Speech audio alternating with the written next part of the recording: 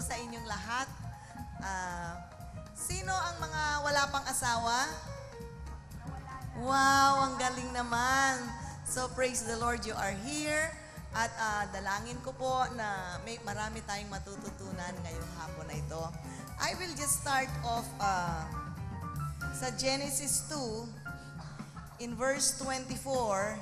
It says here, "Therefore, a man shall leave his father and mother, and be joined to his wife, and they shall become one flesh." So, ang isang reason ng pag-aasawa is for the man, iiwanan na niya ang kanyang tatay at nanay sapagkat nakahanda na siyang makiisa sa kanyang mapapangasawang babae. Kaya, alam nyo, marami kasi sa atin, hindi talaga ito iniisip ang purpose kung bakit nag-aasawa. Feeling lang nila, tumibok lang ng mas mabilis yung puso, ay ready na silang mag-asawa. Pero ang sabi po sa Biblia, for this reason, a man shall leave his father and mother. At marami po tayong nakikitang mga kalalakihan na hindi pa handa na iwanan si tatay at si nanay. Kaya biglang mag-aasawa, tapos iuuwi kay tatay at kay nanay, at si tatay, si nanay ang ine-expect nilang magpakain dun sa inuwi nila. So marami po sa mga singles ngayon ang hindi ito nauunawaan. Lalong-lalo na po, both to the ladies and to the young men, kailangan naintindihan po natin ito. Especially for the young ladies, kung nakita nyo ang nanliligaw sa inyo, ay wala pa siyang trabaho, hindi pa tapos sa pag-aaral, kayo na mismo ang magsasabing hindi ka pa nakahanda sa pagpasok ng seryosong relasyon. Maging magkaibigan muna tayo. At alam nyo, it will eliminate a lot of heartaches sa inyong magulang at sa inyong kinabukasan. So para sa akin, yun ang gusto kong opening point ko, kasi marami po sa atin nag-asawa lamang dahil naramdamang tumibok ang puso ng extra strong, or sabihin natin basta extra beat yan, kaya extra Diyos to. Parang hindi ko yata alam yun. But anyway, kasi ang word na joined din doon, okay? Yung sabing leave father and mother and be joined. It is the Hebrew word also to cleave. Ngayon, ang mga translators did not know how to translate the word joined sapagkat sa original manuscript, it was to leave father and mother because getting married, ang part din nun is the physical intimacy that the husband and the wife will experience. Okay? Kaya mahalaga pong nauunawaan muna natin yung mga scriptures para ang ating pong pag-aasawa ay yung inihanda at yung purpose ng Lord na uunawaan natin. Kasi if you recall, pag sinabing mag-aasawa na ang isang tao, ang mga tuksuhan or biruan, magpapasakal ka na. O, diba? Or para bang papasok ka na sa gusot. Bakit? Mali na naman ang konsepto natin ng pag-aasawa. Nagsisimula tayo na negatibo ang kaalaman natin, which will not be a good start sa pagsasama natin.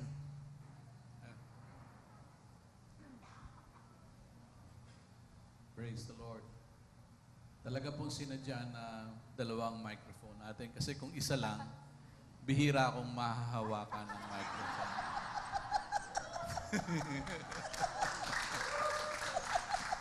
Kaya maraming salamat sa mga technical dyan. Na-anticipate.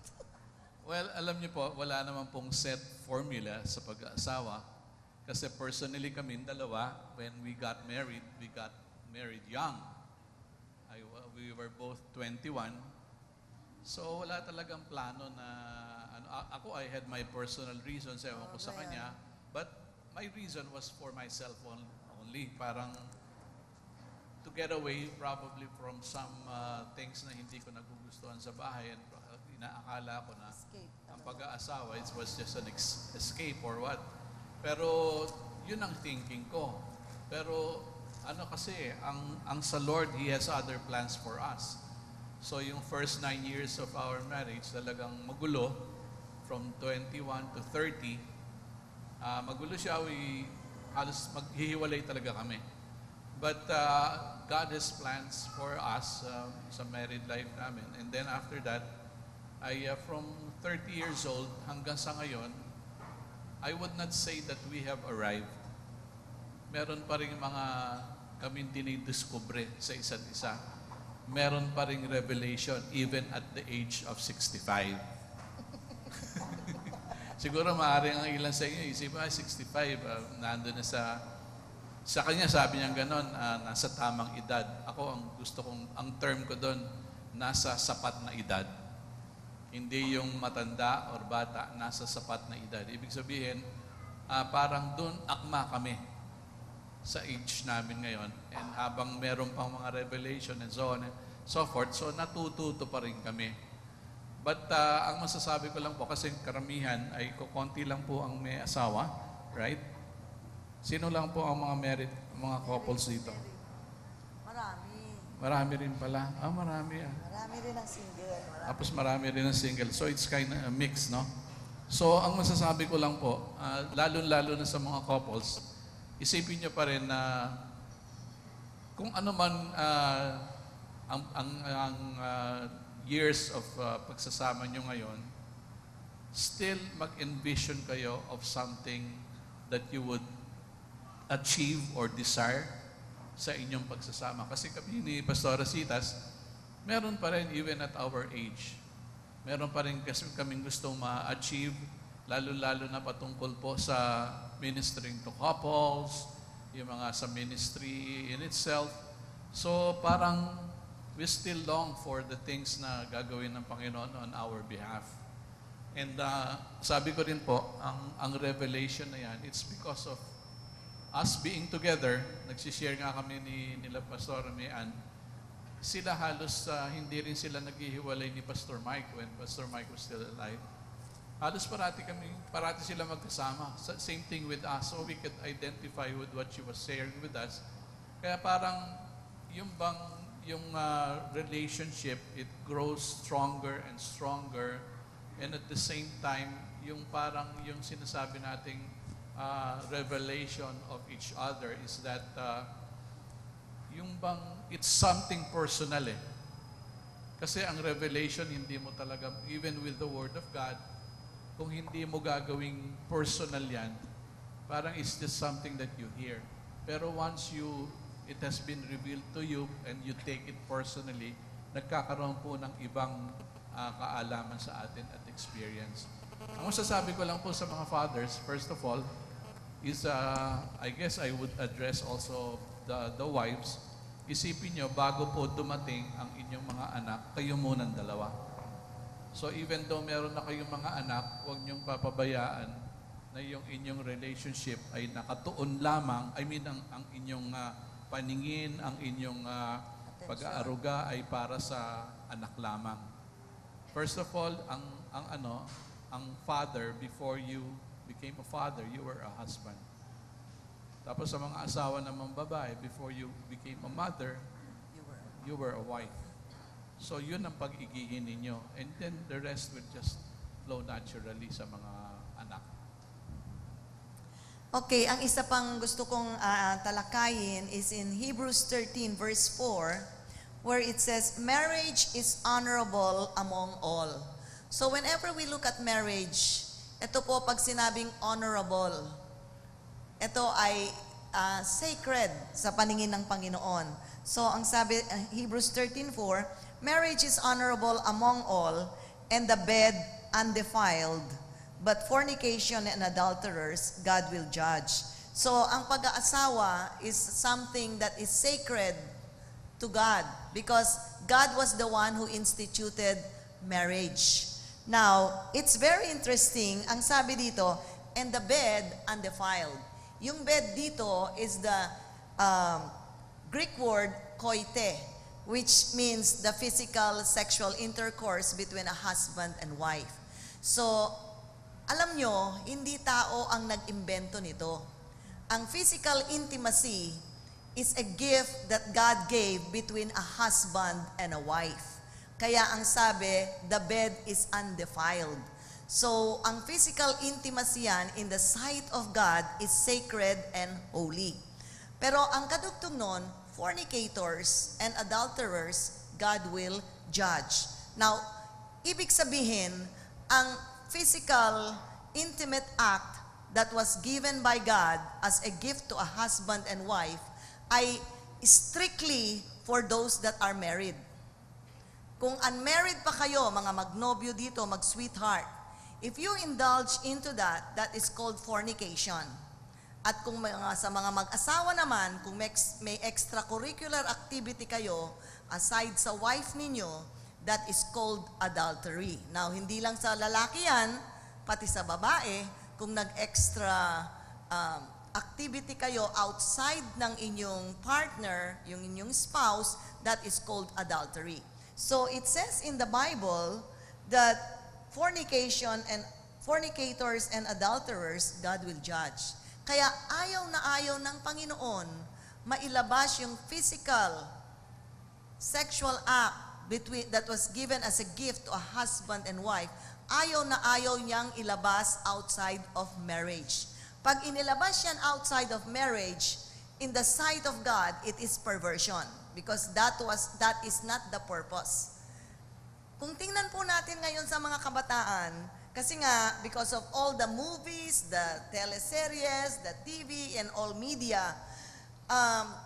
para bang normal, natural, to go, diba? To jump into bed right away, nag-textan lang, nag-MU lang, nag-eyeballan lang, biglang they can jump. No.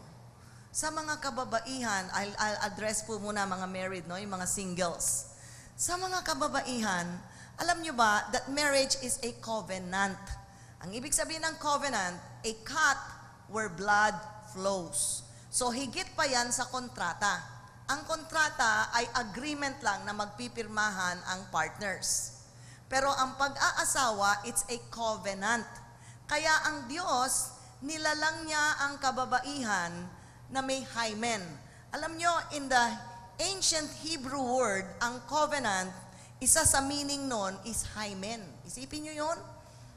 That's from the Bible. So, ibig sabihin, ang babae kinreate ng Diyos na may hymen because that purpose of that is on the wedding night, ang asawa ang magiging ka-covenant niya and it is where blood will flow.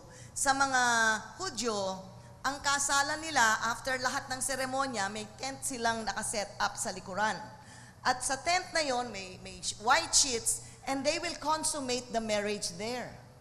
Pag walang blood na nag-flow, the husband can say, it's null and void because she's no longer a virgin. Ganon kaseryoso nung panahon nila ang virginity. Sa ngayon, iba ang pananaw ng kabataan, which is wrong. And I think it is appropriate that the church and the parents should be teaching this to the younger generation. If you have a daughter, even if you have a son, you have to tell your son, hanggat di ka kasal, huwag mong pakialaman ang babae. Dahil covenant yan. Huwag mong sirain ang buhay ng ibang babae kung hindi pa kayo kasal. So, tandaan nyo yan, that the physical sexual act that God gave, it's only for the husband and the wife. And it is only after the marriage ceremony. Kaya yan ay i-consummate through that physical sexual act. Ang Diyos ang nagbigay niyan. Kasi yan ang isang paraan for procreation, para magkaanak, at isa rin niyang paraan na kung saan ibinigay ng Diyos sa mag-asawa so that you can have that pleasure of being united and experiencing the highest form of fellowship and oneness between a husband and a wife. Kaya napakasagrado po ng pag-aasawa. Kasi ngayon parang very loose na ang moral ng tao na hindi na naituturo ang mga bagay na ito, nasa Biblia pong lahat yan.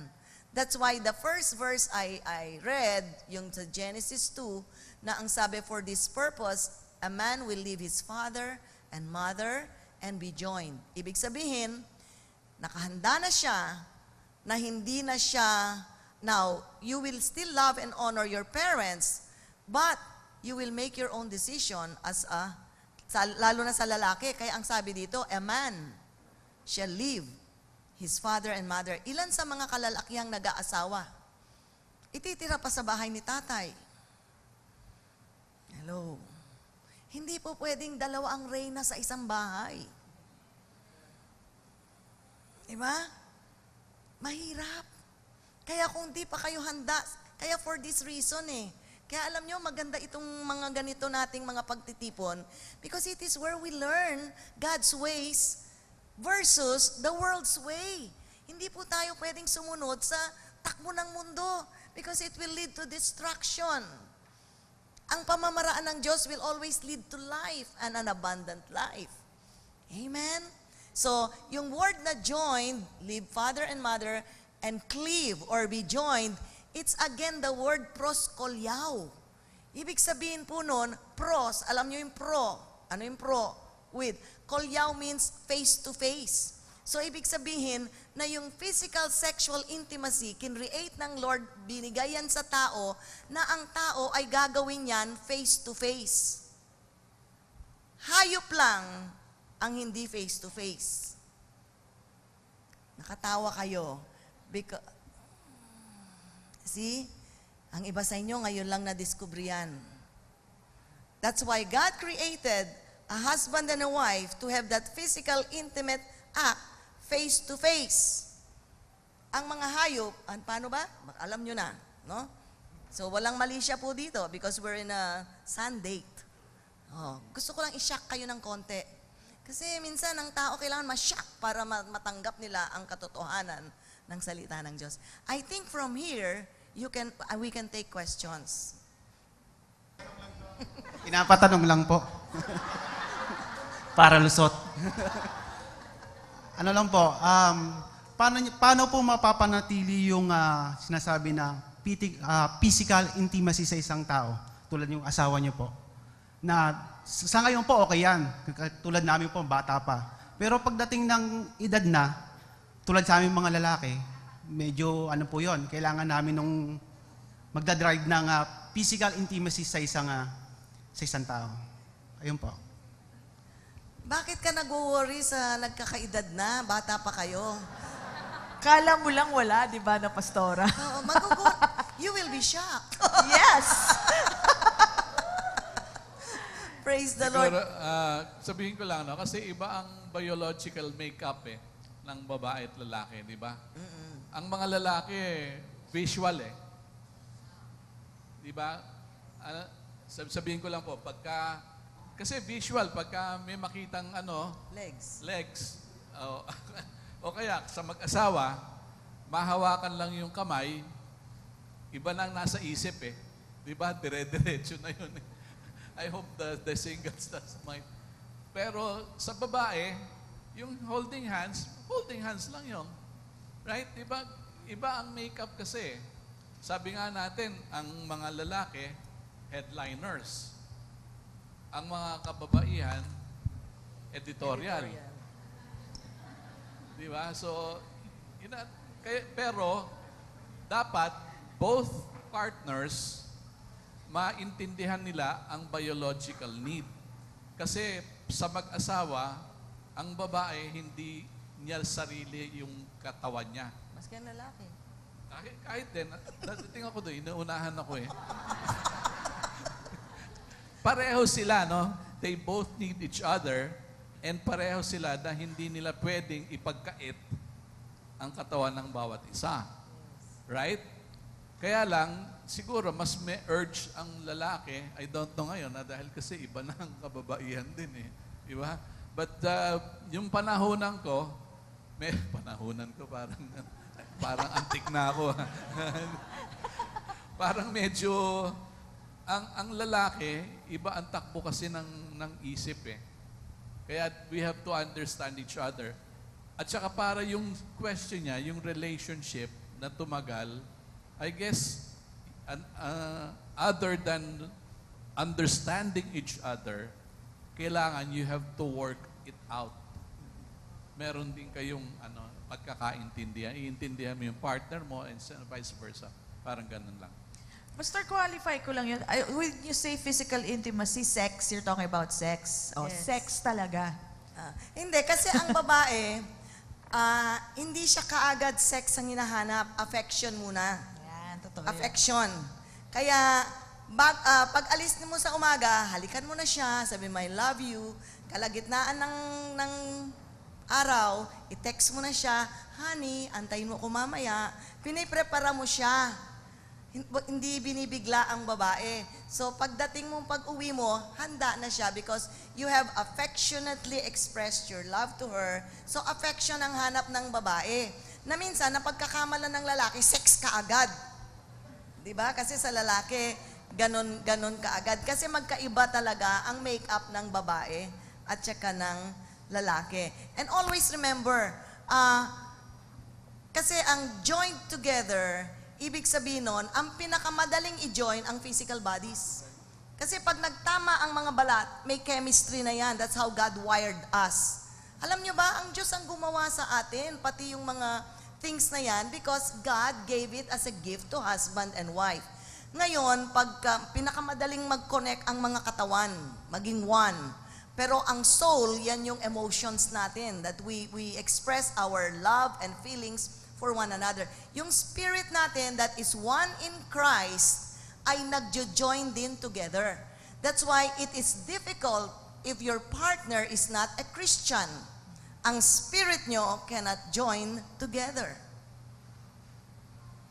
You have the Spirit of God. Kung ang partner mo unbeliever, he has the spirit of the devil. Now, dalawa lang yan. Either anak ka ng Diyos o anak ka ng Tatay mo. dalawa lang, demonyo o anak ka ng Diyos. Ayaw kasi nila marinig yung demonyo. Okay, kasi gusto kong maging clear yung and they become one, they are joined together.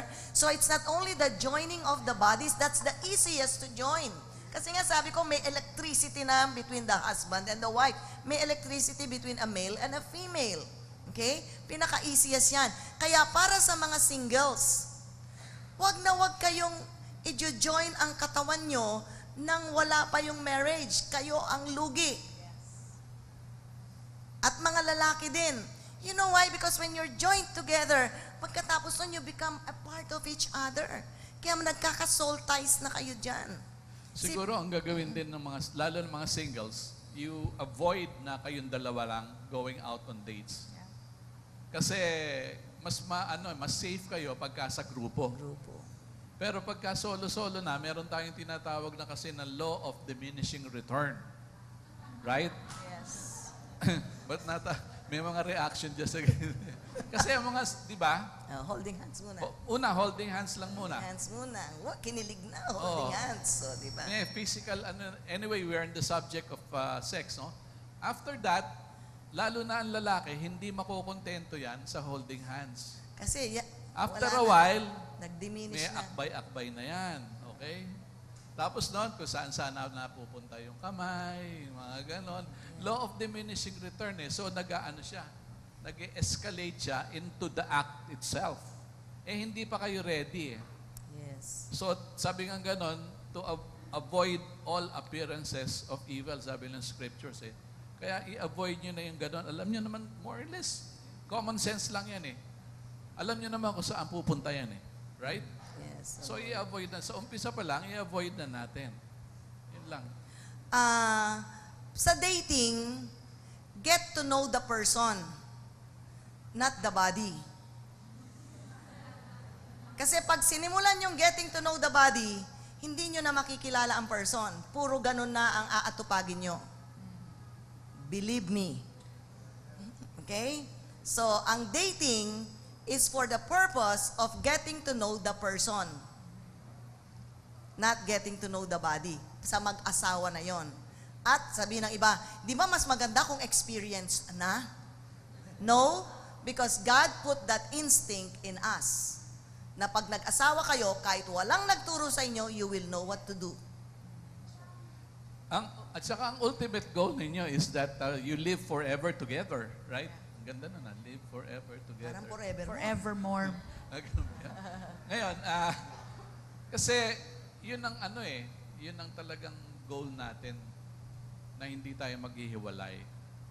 Right? So, parang mas maganda talaga matuto ninyo, kagaya ng sinabi ninyo, sabi niya, na you get to know the person, not the body. Kasi hindi lang naman yan puro sex eh. Yes. Siguro later on, meron tayong mapapag-usapan tungkol sa intimacy. It's not only sexual intimacy. What if dumating na kayo sa age that you don't have any activity from the waist down? Right? Dadating tayo sa panahon na gano'n eh. Kung wala na kayong activity from the waist down, what happens now with your relationship? Hindi na ba kayo makakapag-enjoy? Yun ang ron Without yun ang sex, so. question din. Kaya kung nakatuon tayo sa puro aksyon, I tell you, darating ang araw na mawawala yung aksyon na yan. Right? That's why you have to develop different kinds of intimacy. Merong intellectual intimacy wherein you enjoy talking with each other. Na i-stimulate ang mga isipan natin sa kwentuhan natin, sa discussion about current events, about things happening around us. So mag-develop kayo ng intellectual intimacy that you can talk with each other intelligently. Na pag may mga issues, hindi yung pinag-aawayan, kundi learn to dialogue, learn to talk with each other. So yun ang intellectual intimacy. Another intimacy na i-develop natin is social intimacy. It means we enjoy going out together, doing things together. Nagbo-bowling kayo, namamasyal kayo sa Luneta, or, going to friend's house, nakiki-fellowship kayo. Yung mga bagay na yon, that's social intimacy. And then you have, yung physical, sabi ko, walang problema sa physical intimacy. Hindi na kailangan i-develop yun. No, madali yun. Spiritual intimacy, you pray together. Pag may mga dinadaanan kayo, you pray for your children, you pray for issues in your life. Alam nyo, kayo ang greatest prayer partners. Kasi yan ang ka-agree nyo eh. So kayo ang talagang prayer partners na, so develop nyo yung spiritual intimacy nyo. You talk about God, you talk about the Word of God. So in those things, so ano pa nga ba? Intellectual, social, physical, may isa pa. Emotional. It means you learn how to express how you feel to your spouse. If you feel offended, sabihin mong, masakit naman yung ginawa mo sa akin. Nasaktan naman ako sa sinabi mo. So learn. Or pagka natuwa ka naman sa asawa mo, maraming salamat, you made me feel so good. Di ba? You made my day. Yung mga ganun ba? So, ibig sabihin na nakaka-emote kayo sa isa't isa. Kaya yung mga babae minsan, emotan ng emotan sa mga kaibigan. Paano hindi maka-emote sa asawa? Sabi ng asawa, arte-arte naman ito. But that's how we are. Emoters kasi ang mga babae. So pag nagpapapansin sa'yo, nag-e-emote lang yon. So mag-emote ka na rin, i-emote mo na rin siya. So these are the areas of intimacy that we should develop as a husband and wife. Yeah. Para wala mang sex, we still enjoy each other's company. Pag 10% lang po ang sex. Yes. Believe me, yung mga mag-asawa, 10% lang ang sex sa marriage. Pero parang yan ang bulto ng utak pag bata kayo. No? Parang yan lang ang mundo ng pag-aasawa. Di ba meron nga silang kanta? Sabi nga gano'n nila, yung mga medyo newlywed, ang kanta raw nila, araw-araw, gabi-gabi, ay kapiling ka.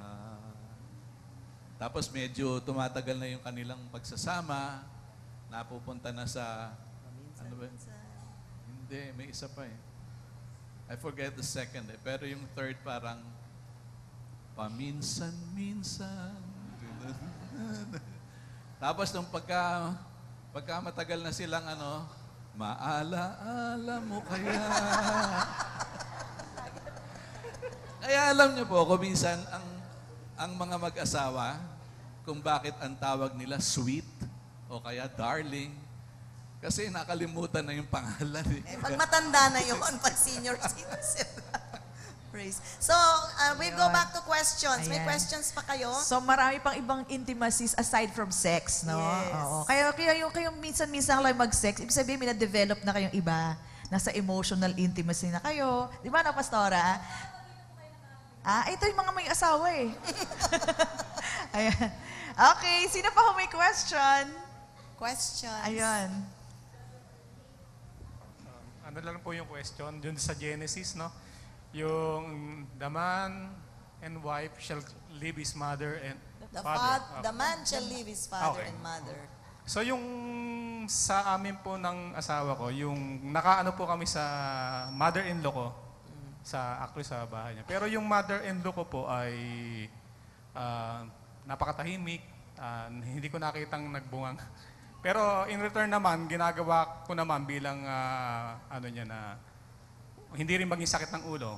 Parang nagkaroon ng compliment na siya yung minsan naiiwan sa bata, kami ni Mrs. ay nakakapagtrabaho ng mainam.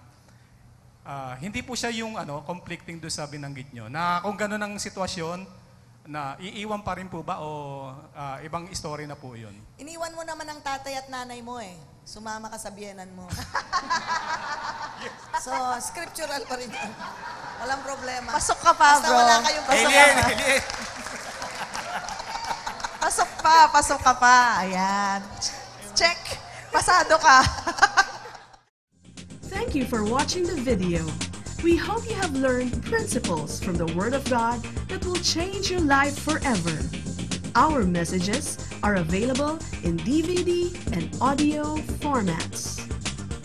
You may contact us at the following phone numbers: 046-471-3516 and 046-515-7459. If you want to sow to assist us in proclaiming the gospel, you may deposit to Jesus Faith Christian Fellowship, BPI Savings Account Number